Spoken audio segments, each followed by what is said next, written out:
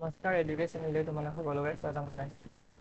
Already আমাৰ দুটা lecture complete হ'ল বাস্তৱ তাৰ ভিতৰত এতিয়া যিহেতু 2026-27 বৰ্ষৰ বা 27 চনত যিটো এক্সিকিউটিভ এক্সাম হ'ব, তাৰ মানে যিটো নতুন মেথছৰ কিতাপ আছে, তাত কি হৈছে ইউক্লিডৰ বিভাজন গুণসংখ্যাটো নাই।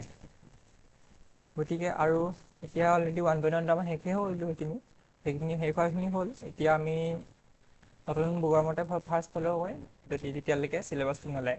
ঠিক আছে, তেতিয়াহ'লে আজিৰ টপিক আছে কি পাটীগণিতৰ মৌলিক উপপাদ্য। হেডিং লিখা পাটীগণিতৰ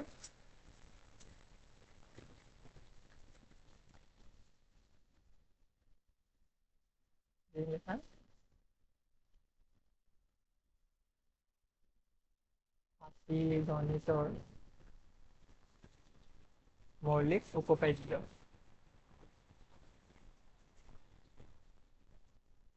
মৌলিক উপপাদ্য। এতিয়া ইয়াত কি বুজাই দিয়ে?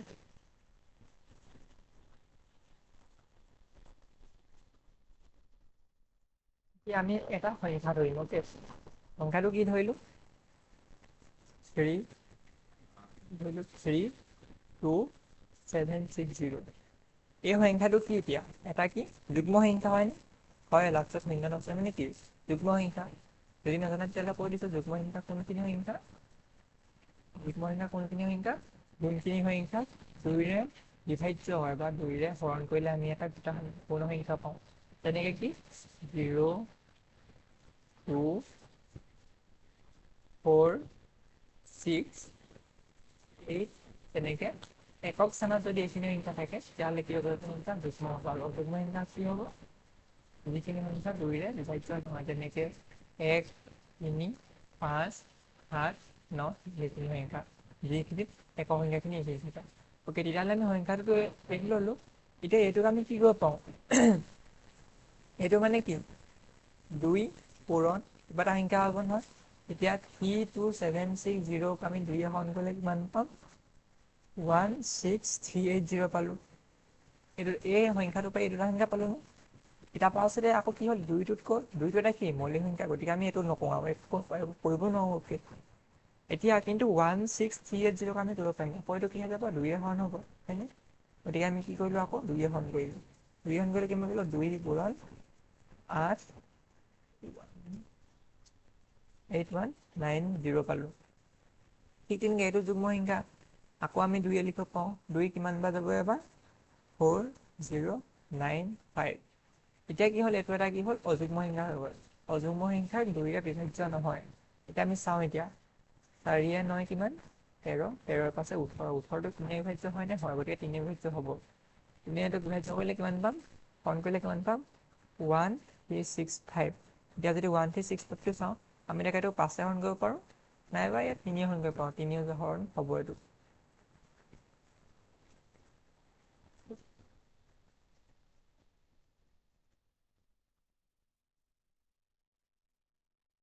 অ'কে, 3ৰে হৰণ হ'ব। এতিয়া এইটো কি হ'ব? 3 আৰু এইটো কিমান হ'ব ইয়াত?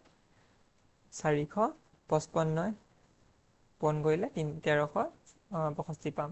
এতিয়া 455ক কি হৈ যাব? 5 হৈ যাব। 5 × 91, 5 হয়। 5 × 91 কিমান হ'ল? 455। তেনেকে 91নো কিমান পাম? 7 × 13। এই দুটা সংখ্যা পৰা পালোঁ। এতিয়া এইখিনি বস্তুকে আমি চিম্পলি কেনেকৈ লিখিব পাৰোঁ? যে 32760ক আমি কি লিখিব পাৰোঁ? 2 পূৰণ 2 সমান কি? 2 পূৰণ 2 পূৰণ 2 পূৰণ 3 পূৰণ 3 পূৰণ 5 পূৰণ 7 পূৰণ 13 এইবুলি লিখিব পাৰোঁ। এইখিনিকে লিখিব পাৰোঁ। আৰু এইটোকে আমি চিম্পলি কেনেকৈ লিখিব পাৰোঁ? 2 কেইটা আছে ইয়াত টোটেল? 3টা। গতিকে কি লিখিব পাৰোঁ? 2 কিউব। 2 কিউব মানে কি? দুটা মানে 3টাকে 2 পূৰণ হৈ আছে। পূৰণ 3 কেইটা আছে? 2টা। 5 আছে এটা, এই থাকিব 7 এটা আছে, আৰু 13 এটা আছে। আমি ঠিক তেনেকৈ এইটো এনেকৈ লিখিব পাৰিলোঁ। হ'ল, এইখিনিয়ে চিম্পলি ক'বলৈ গ'লে। এতিয়া আমি যাম উপপাদ্য।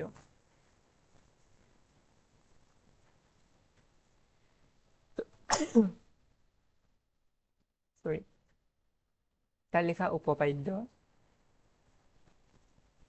1.1 অলৰেডি আমি 1.1টো আগতে কৰিছিলোঁ, হয়তো সেইটো এতিয়া চিলেবাছত নাই চাগে 1.1টো। অ'কে, এতিয়া এইটো কি হয়, এইটো পাটিগণিতৰ উপপাদ্য হয়।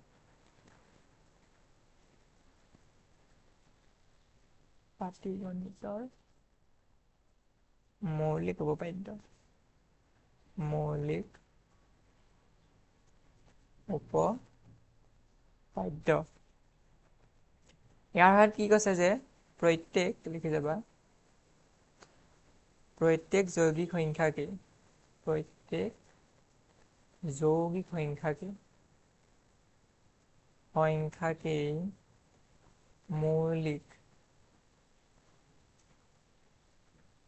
মৌলিকৰ গুণফল হিচাপে প্ৰকাশ কৰিব পাৰি, বা হিচাপে উৎপাদকত লিখিব পাৰে, উৎপাদকত প্ৰকাশ কৰিব পাৰি। আৰু মৌলিক উৎপাদকবোৰ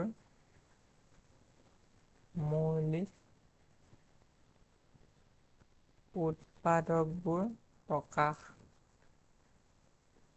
পোৱা ক্ৰমৰ বাহিৰে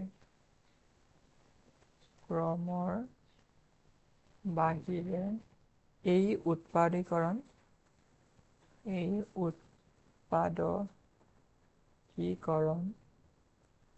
অদ্বিতীয়।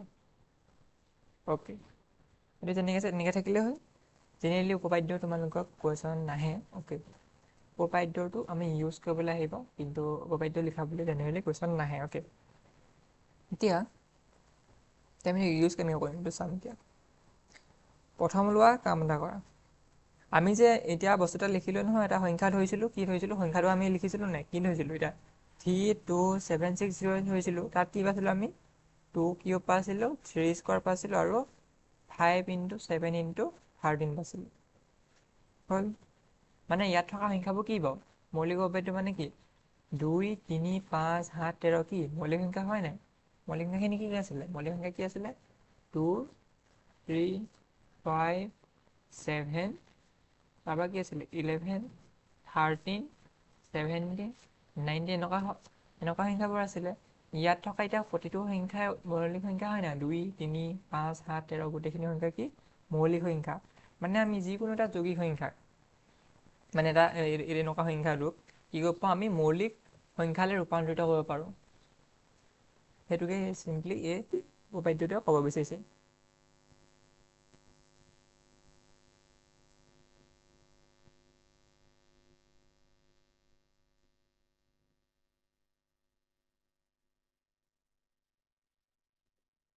এতিয়া আমাৰ প্ৰথম একদম ইম্পৰ্টেণ্ট যিটো এক্সাম্পল আহিব, এক্সাম্পলটো লিখা, এক্সাম্পল কি আছে, এক্সাম্পলত মৌলিক, লিখি যাবা, মৌলিক উৎপাদকীকৰণ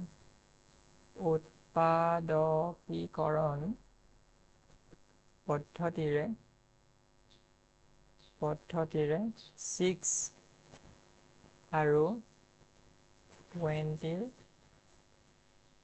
লসাগু আৰু গসাউ উলিওৱা। অ'কে, তাকে লিখিম, সলিউশ্যন লিখা, সমাধান লিখিব পৰা। এতিয়া প্ৰথম কি দিছে, 6 আৰু 20, তেতিয়াহ'লে আমি কি কৰিম, 6 আৰু 20 লিখি ল'লোঁ। এতিয়া তোমালোকে হয়তো জানাও বা নহয়তো কোনোবাই নাজানিব পাৰে। এতিয়া আমি কেনেকৈ কৰিম, প্ৰথম কি কৰিম, 6টো লিখিলোঁ ছাইডত, 6টো কিহে যাব, প্ৰথম কি সংখ্যা, এইটো এটা যুগ্ম সংখ্যা, গতিকে কি হৈ যাব, 2 যাব। এইবাৰ কল 2, 3 × 6, 3 কিহে যাব, 3য়ে যাব, বেলেগ একো নাযায়, গতিকে 3 × 3। গতিকে সংখ্যা কি পালোঁ, 2 আৰু 3 পালোঁ। সেইটোৱে লিখিম এতিয়া, ইকুৱেল কি লিখিম, 2 × 3। দুইটা সংখ্যা হেৰি কি বুলি কয়,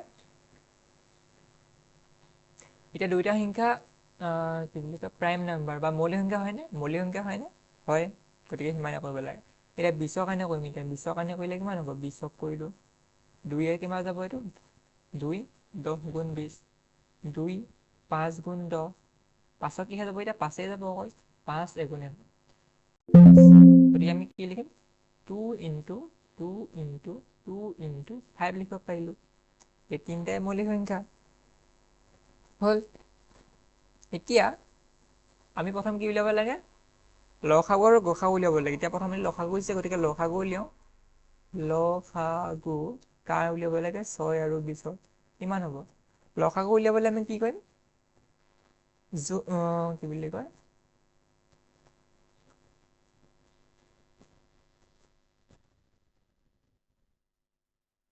গলত হ'ব দিয়া। অ'কে লসাগু উলিয়াবলৈ আমি কি কৰিম এতিয়া প্ৰথম লিখিম 2 ইনটু 2 ইনটু 3 ইনটু 5। অ'কে কেনেকৈ লিখিলোঁ এতিয়া সেইটো ক'ম এতিয়া। এক ছেকেণ্ড আকৌ এবাৰ মুদ্ৰা কৰি লৈছোঁ। ইয়েছ কৰি ল'লোঁ। এতিয়া আমি কেনেকৈ কৰিম এতিয়া চাম। এতিয়া প্ৰথম লসাগু উলিয়াবলৈ প্ৰথমটো কণ্ডিশ্যন কি চাবা যে আমি 6 আৰু 20ত যে সংখ্যা কেইটামান পালোঁ এইখিনি যে 2 3 2 2 5 এইখিনি যে পালোঁ তাৰ ভিতৰত একে সংখ্যা কি কি আছে? যোনটো 6টো আছে 20টো আছে মানে কি আছে এইটো 2 এটা আছে ইয়াতো 2 এটা আছে নে আছে। গতিকে 2টা 2 বা কি হ'ব অকল এটা 2 লিখিম লিখিলোঁ ইনটু চিন দিলোঁ মানে এইটো 2 আৰু এইটো 2 হৈ গ'ল সেইটো নাই বুলি ধৰি দিলোঁ। আৰু বাকী কি থাকিলে 3 থাকিলে গতিকে 3 বহাই দিলোঁ এইটো 2 থাকিলে কাৰণ এইটোহে কাটত থাকিলে এইটো থাকি গ'ল এইটো কি থাকিলে 2 থাকিলে আৰু এইটো কি থাকিলে 5 থাকিলে। এতিয়া গোটেইখিনি পূৰণ কৰি দিম কিমান হ'ব 2 ইনটু 3 6 6 ইনটু 2 12 12 ইনটু 5 60। গতিকে কিমান হ'ল লসাগু কিমান হ'ল 60 হ'ল। এতিয়া আমি কি উলিয়াম গসাগু উলিয়াম গসাগু গসাগু গসাগু উলিয়াম 6 আৰু 20ৰ গসাগু কি হ'ব 6 আৰু 20ৰ গসাগু কি হ'ব সেইটো একেবাৰে সৰুটো মানে হেৰিটো ওলাব। এতিয়া কি হ'ব যোনটো কমন হৈ আছে অকল সেইটো চাম কমন কেইটা হৈ আছে 2টো হৈ আছে এটাই আছে গতিকে কি হ'ব 2 গতিকে গসাগু কি হ'ল 2 হ'ল। এতিয়া এই লসাগুৰে কি বুজায় গসাগুৰে কি বুজায় লসাগুৰে কি বুজাইছে লসাগুৰে বুজাইছে দুটা সংখ্যাত থকা প্ৰতিটো সাধাৰণ মৌলিক উৎপাদকৰ ক্ষুদ্ৰতম ঘাতৰ গুণফল। আচলতে এইটো ক'বলগীয়া নাই বুজি পালে কি হ'ল কমন ল'লো ফাৰ্ষ্টে মানে দুয়োটা একেই আছিলে সেইটো কাৰণে এটা লিখিলোঁ বাকীখিনি এটা এটাকৈ বহাই দিলোঁ গোটেইখিনি যি আছিলে। ইয়াত কি হ'ল গসাগুত অকল একে থকাটো লিখিলোঁ বাকীখিনি কাটি দিলোঁ। লসাগুত বেছিকৈ বহাম গসাগুত এইখিনি কাটি দিম ঠিক আছে। আৰু এতিয়া ইয়াত ফৰ্মুলা থাকিব ফৰ্মুলা ইম্পৰ্টেণ্ট ফৰ্মুলা এটা ফৰ্মুলা লিখিলে কি আছে ফৰ্মুলাটো যে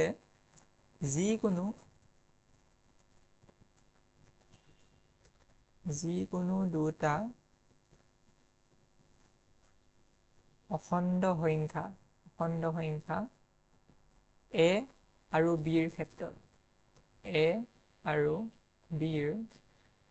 ক্ষেত্ৰত কি হ'ব গসাগু কাৰ গসাগু ab গসাগু ab পূৰণ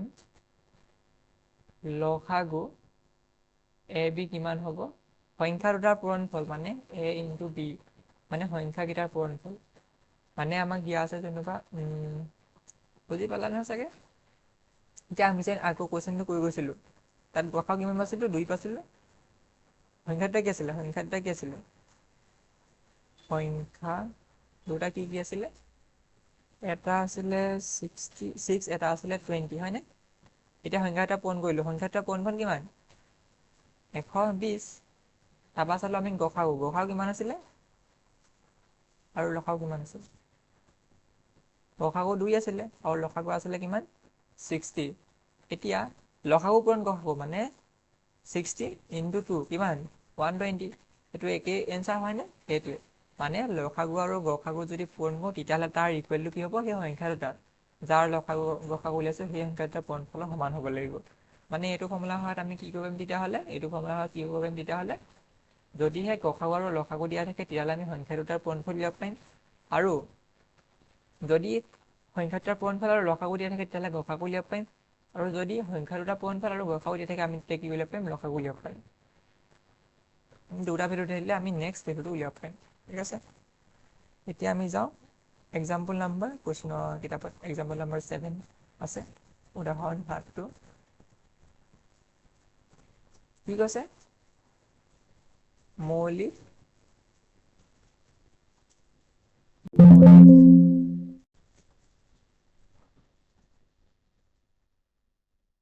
উৎপাদকীকৰণ মৌলিক উৎপাদকীকৰণ পদ্ধতিৰে 96